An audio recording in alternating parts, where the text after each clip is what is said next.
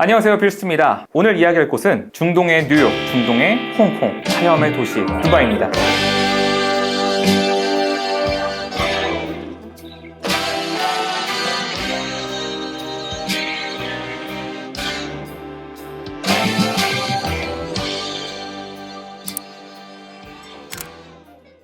먼저 두바이의 역사에 대해서 짧게 한번 스치고 넘어갈게요. 두바이는 아랍에미레이츠라는 7개의 국가 중에 하나입니다. 두바이 같은 경우는 원래 작은 섬나라 중 하나였어요. 원래 어업과 진주를 채취해서 무역 중개를 하는 나라로 돈을 벌고 있었던 거죠. 하지만 1920년도에 일본에서 진주 인공 양식을 성공한 거예요. 일본에서 대거로 전 세계적으로 팔다 보니까 당연히 두바이에도 타격이 크게 왔죠. 두바이 경제는 정말 힘들어졌어요. 그때쯤에 셰이크 라시드라는 왕이 있었습니다. 이 왕이 정말 중요한데 한 나라의 왕이 두바이를 만들었다고 해도 과언이 아닙니다. 이 왕은 3가지를 강조했어요. 첫 번째가 인프라, 두 번째 컬처, 세 번째 마인드셋, 이 3가지를 강조했습니다. 우리가 먼저 잘 살기 위해서는 인프라가 구축이 되어야 되고 항만이라든지 고속도로라든지 공항이 있어야 되고 그 다음에 우리가 보수적인 정치를 갖고 있지만 이것을 다 개방을 해야지 해외에서 투자자들이 올 것이다. 그 사람들을 맞이해서 우리의 것을 지키면서 글로벌하게 만들자. 당연히 엄청나게 보수적인 나라잖아요. 보통 여성분들은 칭칭 감고 이런 보수적인 나라에서 이 셰이크 라시드 왕의 이 말은 상당히 큰 반발이 심했다고 해요. 하지만 이걸 쭉 밀고 나갔던 거죠. 세금도 낮추다 보니까 세계적으로 투자를 유치할 수가 있었습니다. 그런데 더 큰 이슈가 있었어요. 많은 분들이 두바이는 석유가 진짜 많을 거라고 생각을 하지만 사실 두바이의 석유는 얼마 없습니다. 1966년도에 아주 작은 석유를 발견했습니다. 셰이크 라시드 왕은 또 생각을 했어요. 나의 조상들은 낙타를 탔고 나는 현재 벤츠를 타지만 우리가 석유에 계속 의존을 하게 되다보면 언젠간 고갈이 될 거고 내 손자들은 다시 낙타를 탈 것이다. 이런 생각이 있었기 때문에 이 작은 석유를 가지고 유럽에 담보를 제공하고 돈을 빌려서 인프라 구축에 힘을 썼습니다. 그래서 지금 결론이 어떻게 됐을까요? 세계 최고의 부자 나라라는 이런 명성을 갖게 된 거죠. 세계에서 가장 높은 부르즈 칼리파도 두바이에 있고요. 세계에서 가장 큰 관람차도 두바이에 있고요. 세계에서 가장 큰 쇼핑몰도 두바이에 있습니다. 이처럼 세계에서 가장 큰 이런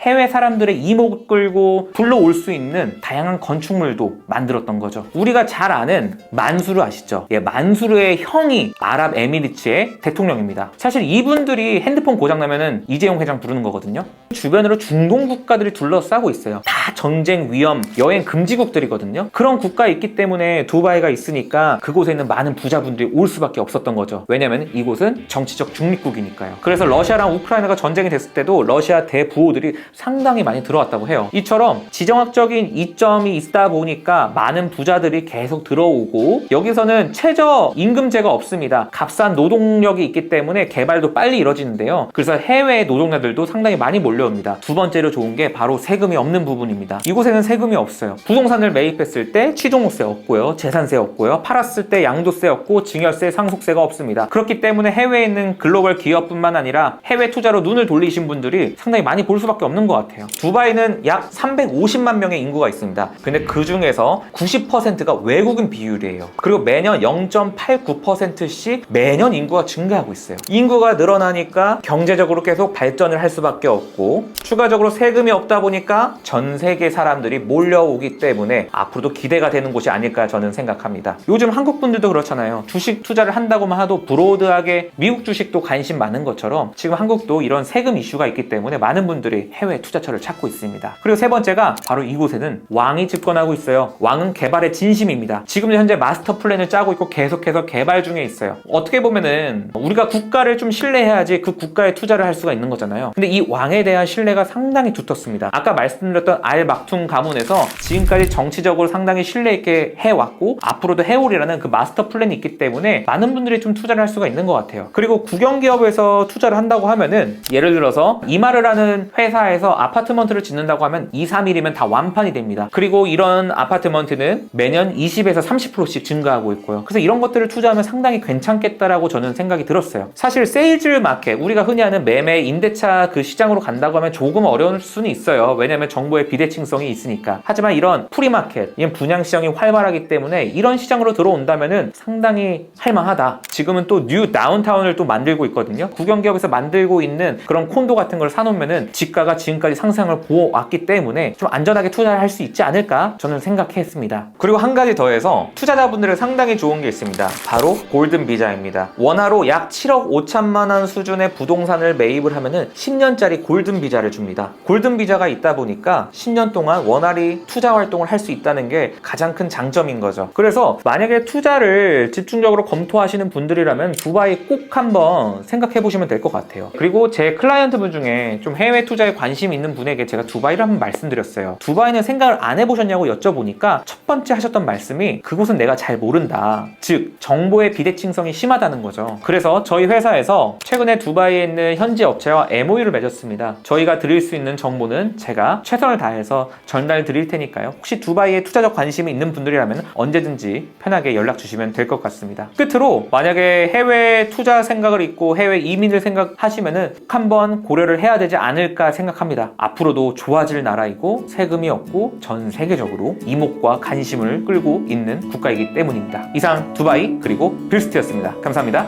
Sunny day, take me down to Clover Lake, take me back to yesterday, 'cause that's where I belong. On a rainy day, take me to that old cafe, we'll watch the teardrops